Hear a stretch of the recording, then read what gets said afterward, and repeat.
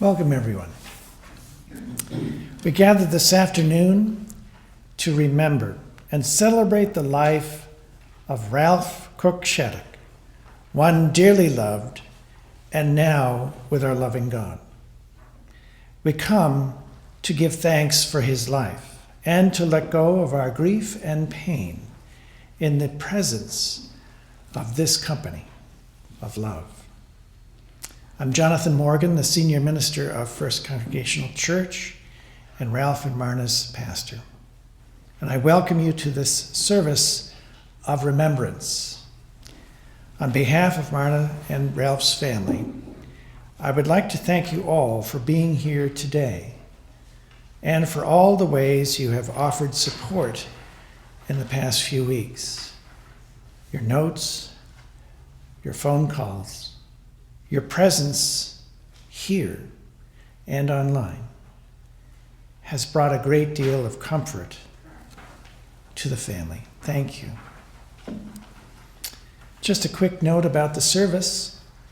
You will see that we have two hymns. You will find a hymnal that you can share in your seats.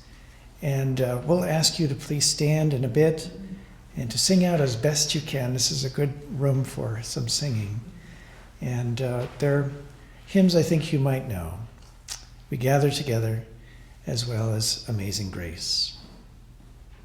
After our service, we will be having a time of greeting and fellowship in this area behind you in the lobby and into what is known as the Wheeler Room.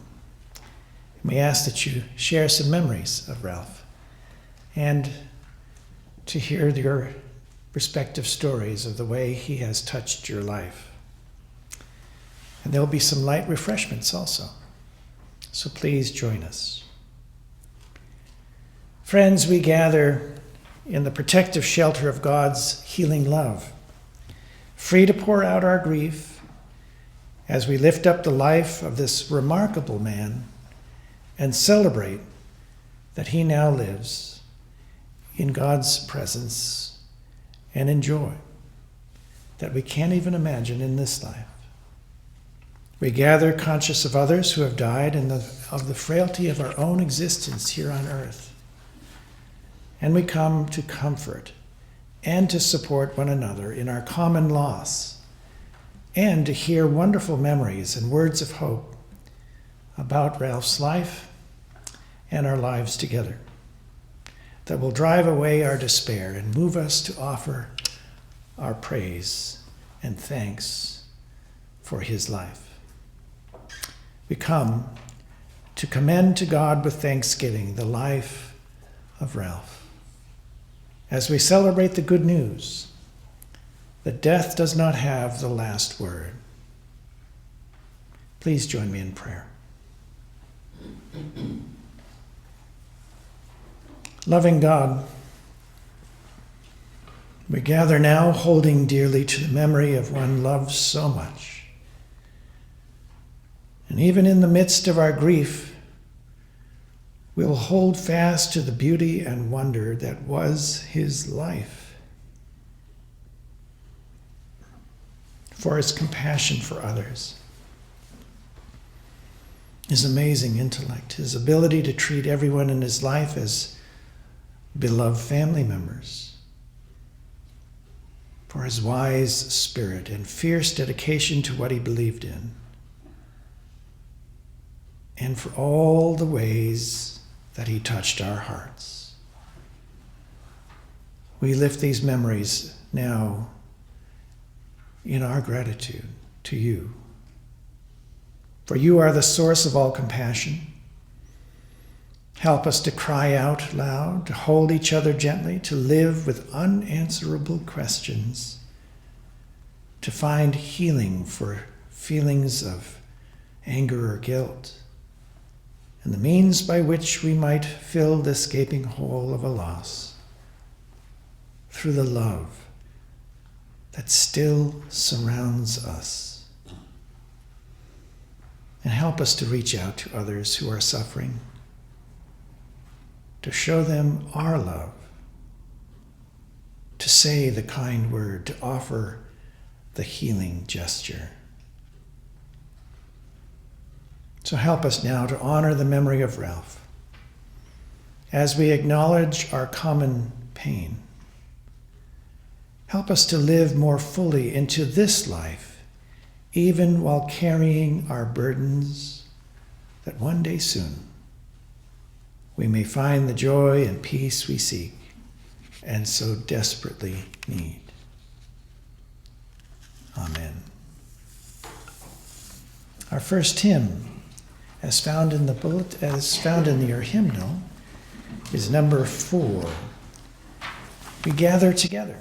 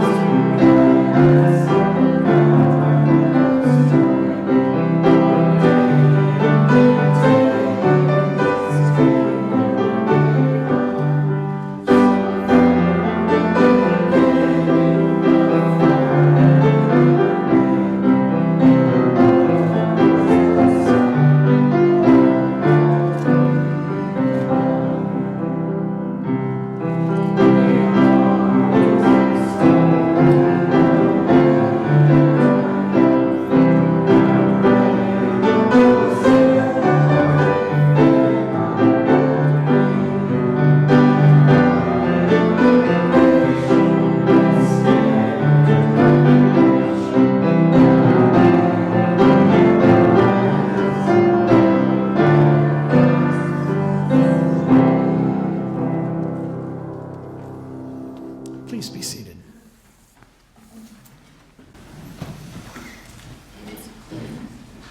And join me in the litany as found in the bulletin. The book of Ecclesiastes, chapter 3, verses 1 through 8. For everything there is a season, and a time for every matter under heaven. A time to plant, and a time to harvest what is planted. A time to laugh, and a time to weep. A time to dance, and a time to mourn. A time to speak, and a time to keep silence. A time to embrace, and a time to let go. A time to keep, and a time to make peace with what cannot be. For God has made everything suitable for its time. I would like to invite Marna forward.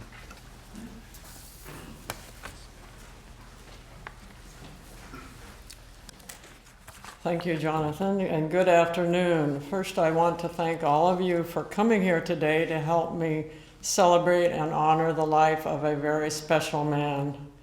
And I hope you will stay afterwards, as Jonathan mentioned, to enjoy refreshments and see the pictorial display in the lobby, which we worked hard on yesterday. Now for some key facts about Ralph's life. First, his childhood. In a word, it was challenging. Ralph's mother was an alcoholic for more than 60 years.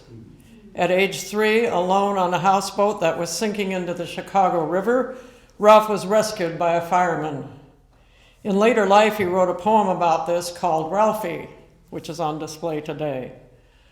Understandably, Ralph could not stand to watch the Sorcerer's Apprentice episode from Fantasia with all the buckets of water.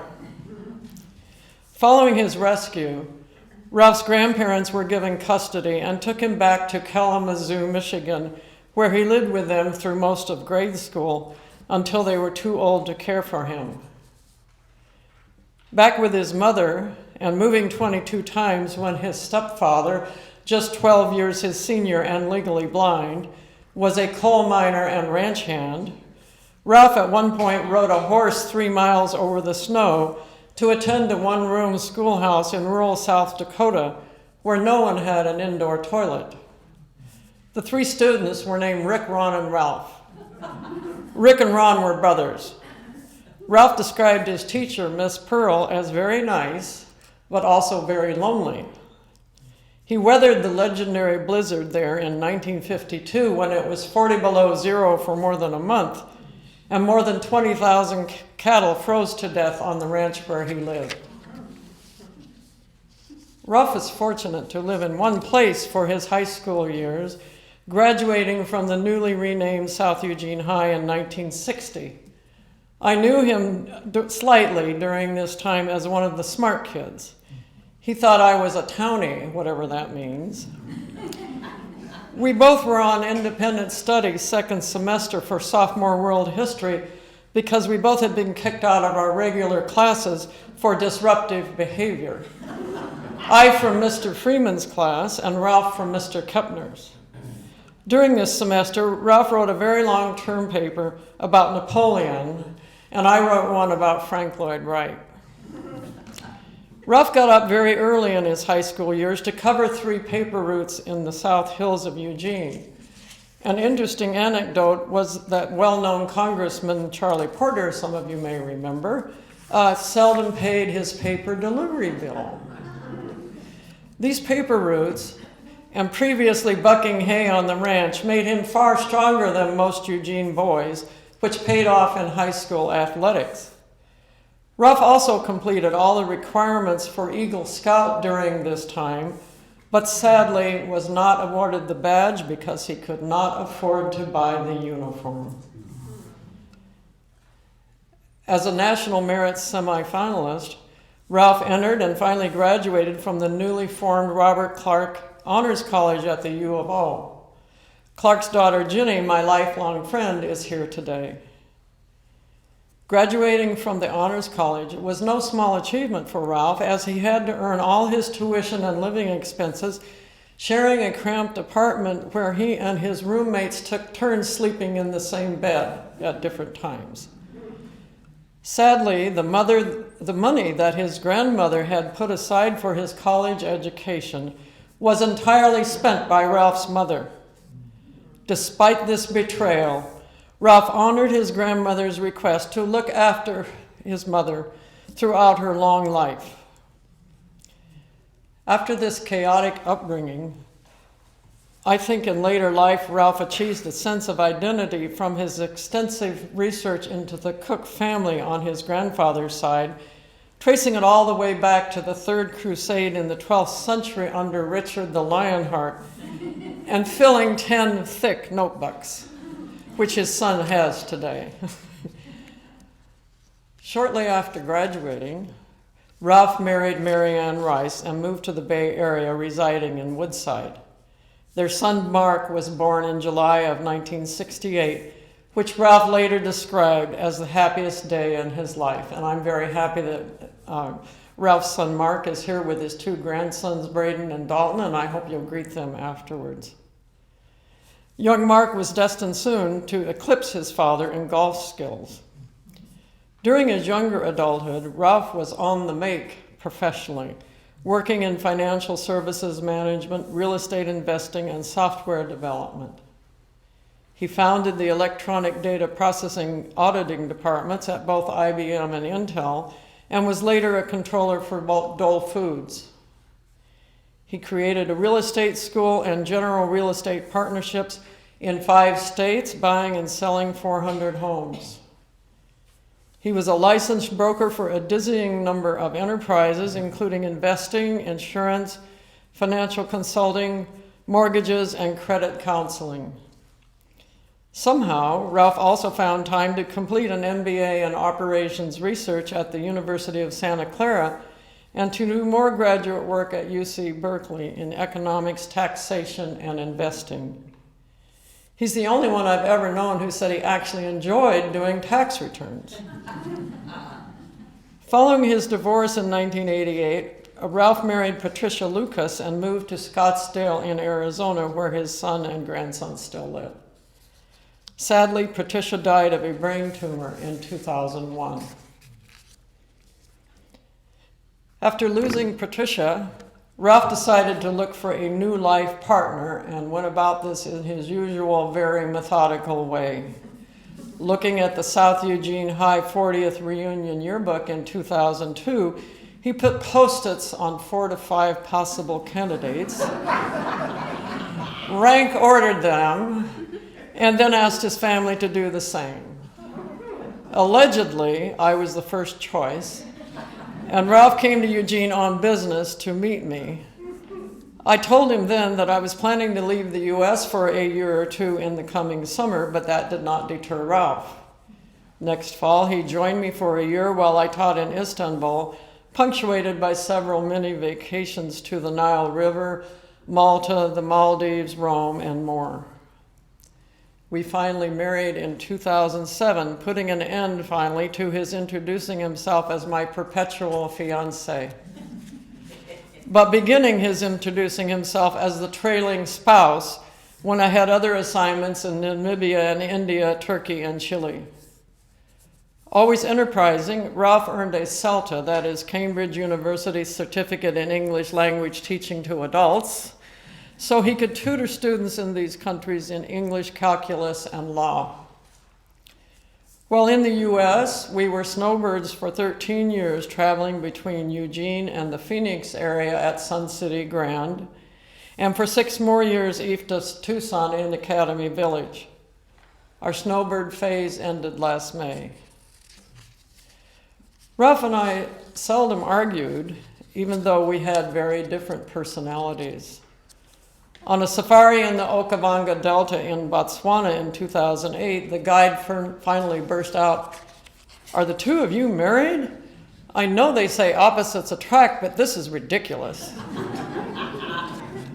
I often told Ralph that I liked his attitudes, which were usually positive, and that he made my life so much easier and more enjoyable.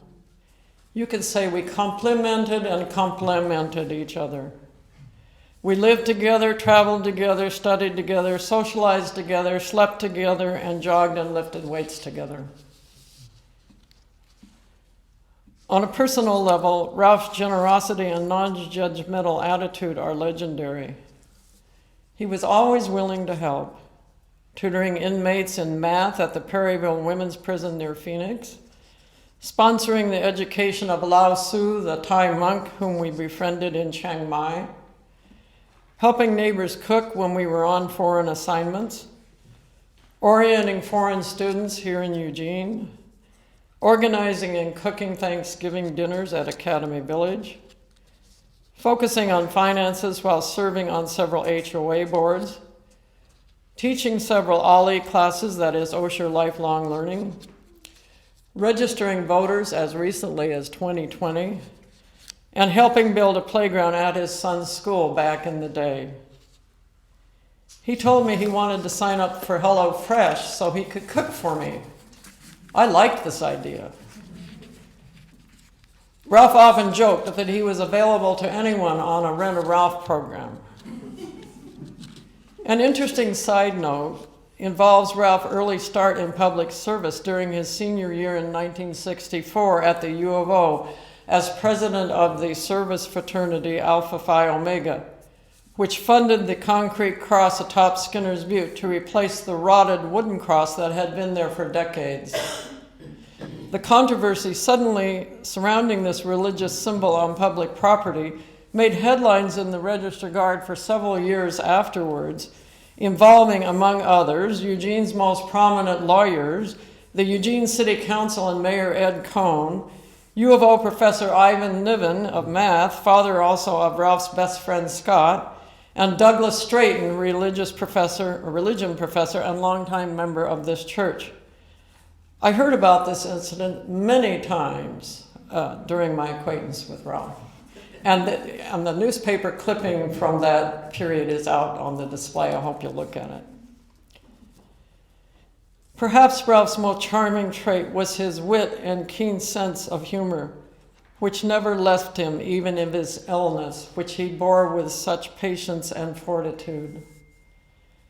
At a coffee hour last January, Ralph told the hostess that he was born in 1942, but it would take time, even with his math expertise, to tell her if he was already 80 or would be 80 on his next birthday. A couple of weeks before he died, on a Zoom call with Tucson friends, Ralph joked that he hadn't fallen that day for at least 3 hours. A few days before the end, Ralph joked with a visiting friend that there is still a small kernel of Ralph out there, gesturing into the distance as if holding a small seed. Ralph several times expressed concern to friends that his illness was harder on me as the caregiver than on him as the patient, citing mortality statistics for the former. He said, "I am usually the one to take control, to know what to do, to fix things. But in his case, this was just not possible." Perhaps a friend's comment from Academy Village sums it up. Ralph was one of the kindest, gentlest, most genuine, intelligent souls I have ever known. We all loved him. And now, dearest Ralph, with much sorrow, but with joyful memories, may your soul rest in peace, freed now from the prison of your body and your brain. And may your spirit live on in all those who knew and loved you and cared about you. Thank you.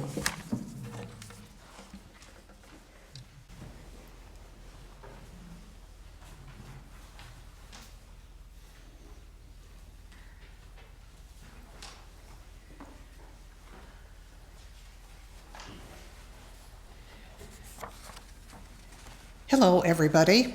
I'm Martha Pratt, listed as Martha Hendrickson Pratt because I began life in this church as a Hendrickson. Got married here, became a Pratt.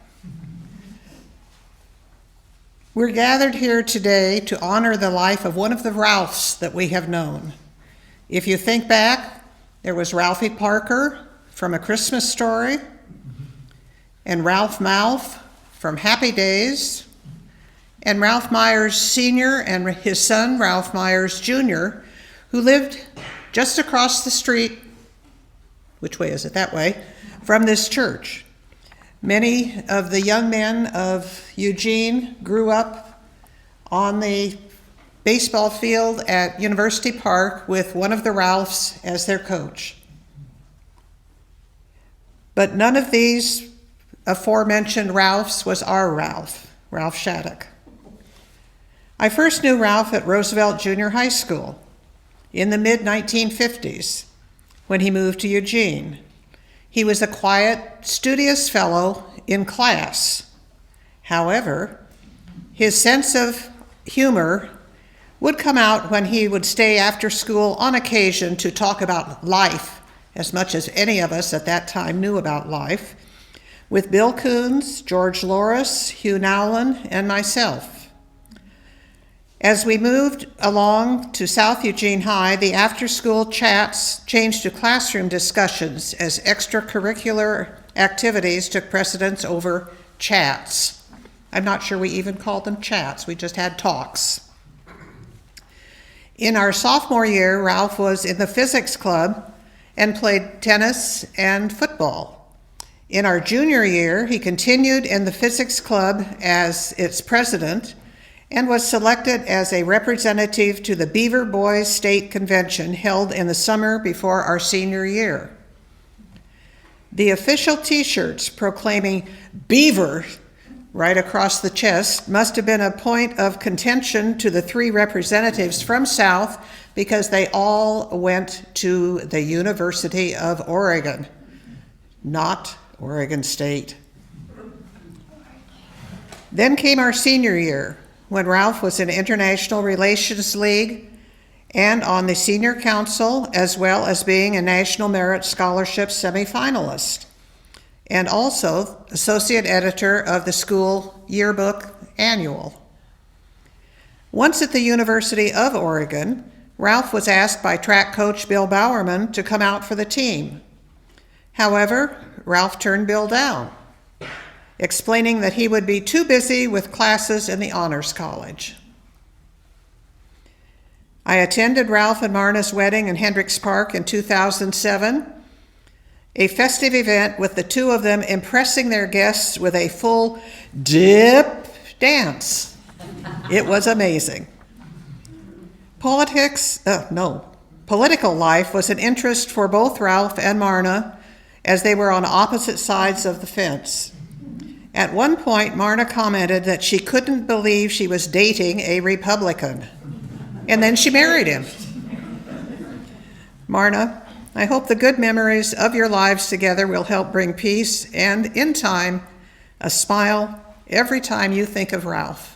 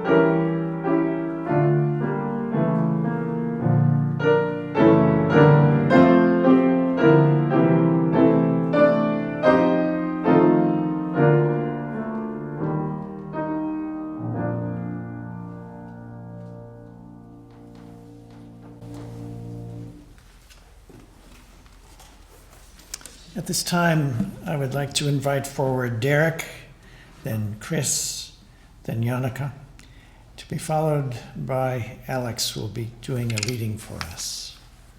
Derek.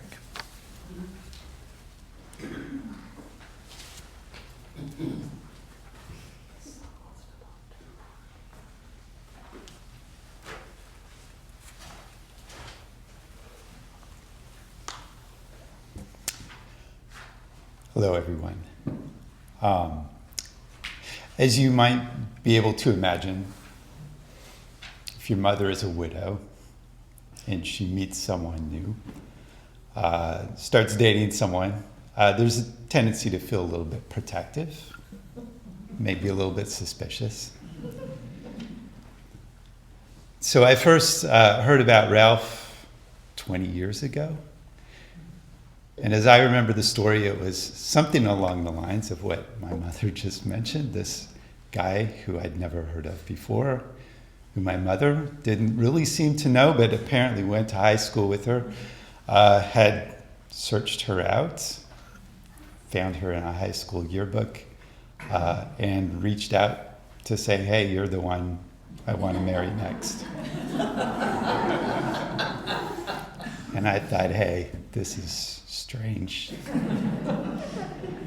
this guy actually sounds like he might be a grifter. So I better meet this guy. And so I did. I got to know him. My mother certainly seemed to be charmed by him.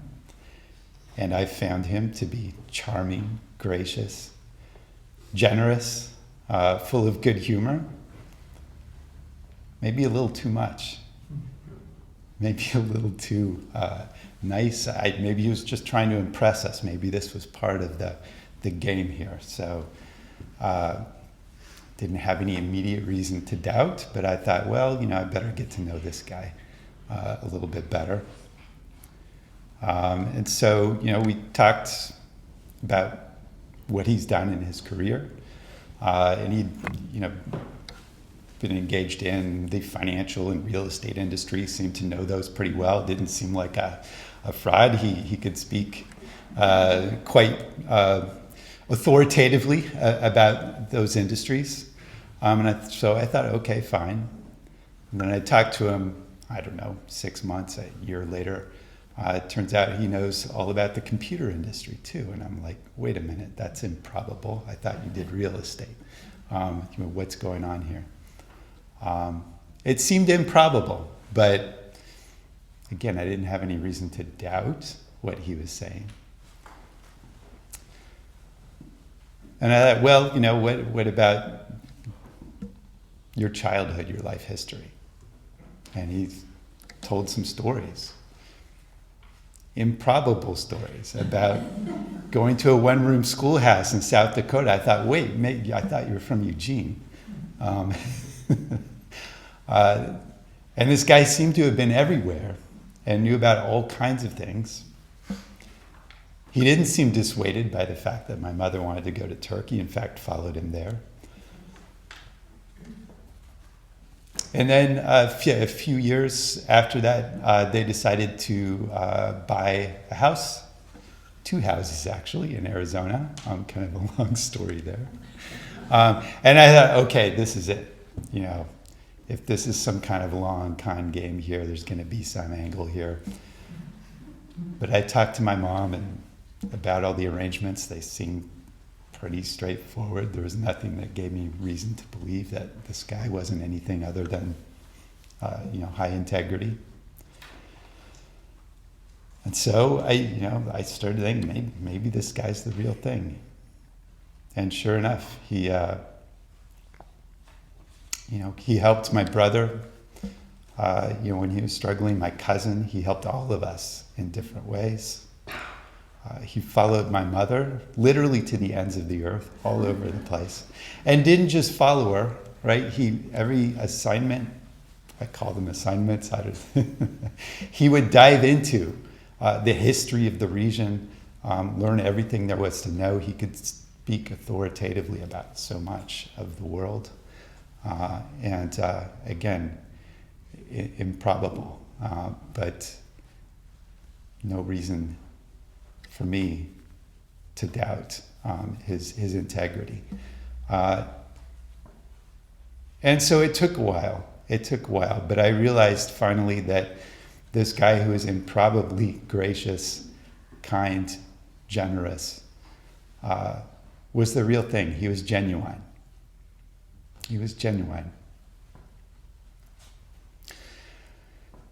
And so I want to say, Ralph, thank you for being a husband to my mother, for being a grandfather to my children, for being a father. You were the real thing, and we miss you.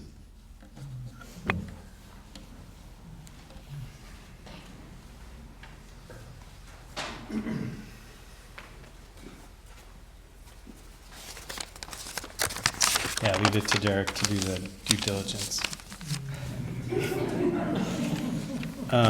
I'm Chris. I'm Marna's middle child. Hi, Ollie. And that's Oliver, my son. 15 years ago, many of us were in Hendricks Park for Marna and Ralph's wedding. And as I was thinking about what to say today, I thought about the toast I gave on their wedding day. And I think I might have lightly roasted my mom a little bit. But the gist of it was what a great match they were, how compatible they were as a couple, and how their personalities, while quite different, and I think everyone who knew them could attest to that, they were, as my mom said, opposites attract, but how they complemented each other in all the important ways. And I talked about how, as they were entering their active retirement years, how, what a great team they'd make for all the adventures to come. And that all came to pass, as you all who knew them know. They traveled the world. They lived and worked in Turkey and Namibia, Chile, and trips to India and Europe and all over the place. And I guess now reflecting back, what I didn't realize at the time and what I didn't frankly expect was that much more than just a great partner for my mom, that Ralph became a father to me and my brothers and a grandfather to our children. Yes. And, he always took an interest in us. He was always very eager to talk about what was going on in our lives, and frankly, just very eager to talk about anything. I mean, he could hold forth on any subject, and he always seemed to have 5 or 6 points that he wanted to try out on you, regardless of the topic. He was a polymath in that way, and I think more than anything, I just always felt like he genuinely enjoyed our company and he wanted us around in the way that a father does. He was also a type A problem solver. Those of you who spent time with Ralph know that. And if you had any issue, especially if it related to logistics or preparedness or finances, he was there for it. He was ready to help you out. I think his happy place was you, a problem, and a solution that he could enlighten you on. And that was it. For my brothers and I, who our father died when we were relatively young, and it was a great thing to have as an adult. But I guess, is often the case with parents, the most important lessons Ralph imparted through his example. His strength of personality, his sense of humor, was really a model for us, and he really showed how to be a supportive partner in life with my mom, and how to deal with life in general, regardless of what it throws at you. And that example that he set for us, I'll forever treasure. And especially over the last few years, as he faced his ultimate adversity, as his health failed, he did so with the same good humor and strength of character, and showing us that ultimately everything's going to be all right in the end.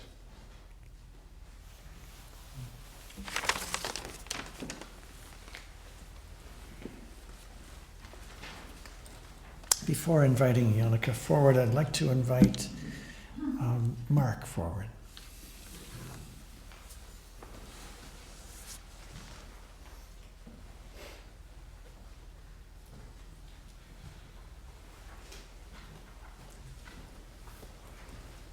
Thank you, Mona.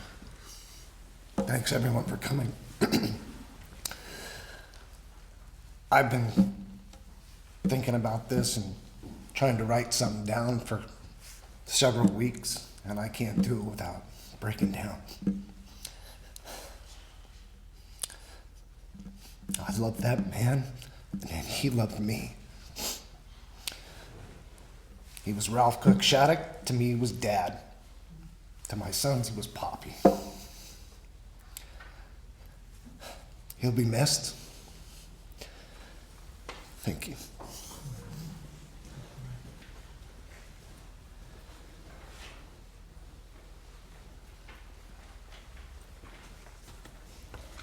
Hi everyone.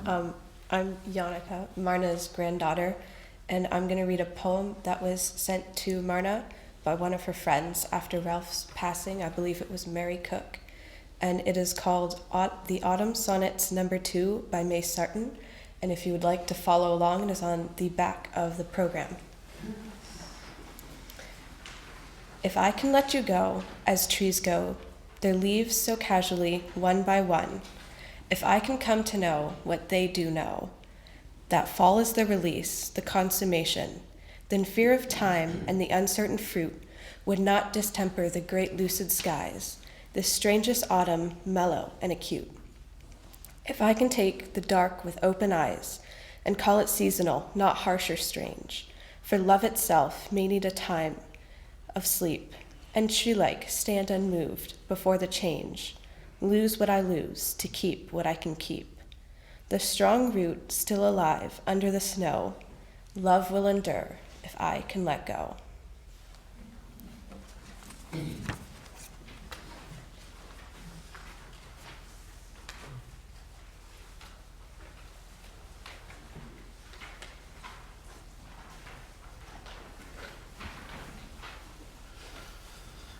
Good afternoon, everyone. I'm Alex Brokoff, Marna's third son. I'll be reading today a meditation on death by Khalil Gibran. Then Almitra spoke, saying, "We would ask now of death." And he said, "You would know the secret of death, but how shall you find it unless you seek it in the heart of life? The owl whose night-bound eyes are blind unto the day cannot unveil the mystery of light. If you would indeed behold the spirit of death, open your heart wide unto the body of life. For life and death are one, even as the river and the sea are one. In the depth of your hopes and desires lies your silent knowledge of the beyond. And like seeds dreaming beneath the snow, your heart dreams of spring. Trust the dreams, for in them is hidden the gate to eternity. Your fear of death is but the trembling of the shepherd when he stands before the king whose hand is to be laid upon him in honor. Is the shepherd not joyful beneath his trembling that he shall wear the mark of the king? Yet is he not more mindful of his trembling? For what is it to die, but to stand naked in the wind and to melt into the sun? And what is it to cease breathing, but to free the breath from its restless tides, that it may rise and expand and seek God unencumbered? Only when you drink from the river of silence shall you indeed sing. And when you have reached the mountaintop, then you shall begin to climb. And when the earth shall claim your limbs, then shall you truly dance.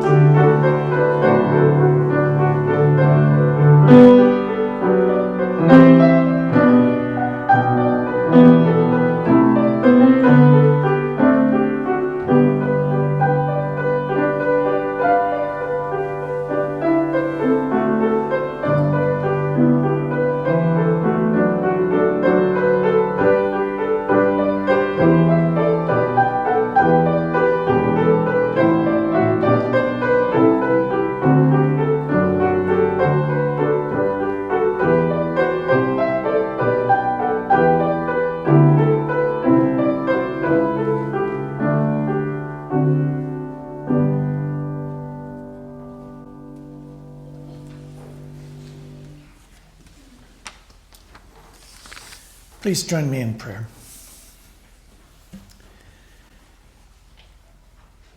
Eternal Spirit, whose years cannot be numbered, nor whose power thwarted, nor whose love encompassed, we have gathered here this afternoon as a community of family and friends to again turn to you. We praise your name and seek again to open our life to your renewing, strengthening, and sustaining presence. We ask that your Spirit might move among us now and remain with us, drawing us closer together as a community as we continue to remember one whom we have loved and cherished. Let the memory of Ralph be blessed in our midst. And then grant that, steadied by faith in life eternal, we may find, even in death, a new way to a fuller life. For we thank you, God, for all the helpfulness and happiness which day by day, year by year, flowed from Ralph's life into the lives of others. For warm memories, for good times shared, for victories won, for sorrows overcome, for smiles and laughter. We thank you, loving God, we thank you. And now in your mercy, give to Ralph's family and to all who mourn most intimately his going wide margins of comfort around their spiritual needs and deep wells from which to draw their consolation and their strength. And then support us all the day long of our troubled life until the shadows lengthen and the busy world is hushed and the fever of life is done. And then in your mercy, grant us a safe lodging and a holy rest and peace at the last. Amen.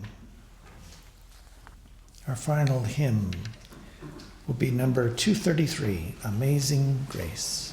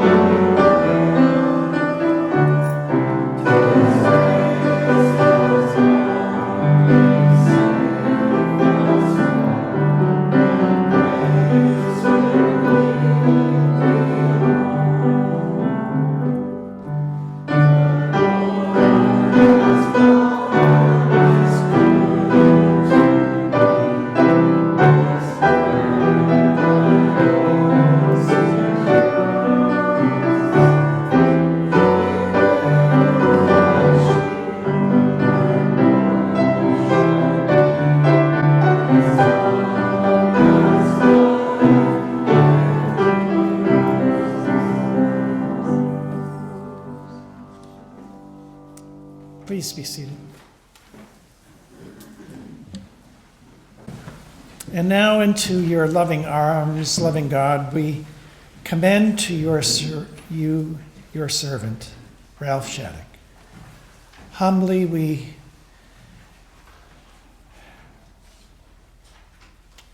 ask for your presence, and we acknowledge a sheep of your own fold, a lamb of your own flock, a son of your own great love. Receive him into the arms of your mercy, into the blessed rest of everlasting peace, and into the company of the saints in light. And now may the love which is stronger than death, in which binds us together in the unity of life, energize your spirits with divine stillness now and forever. Amen.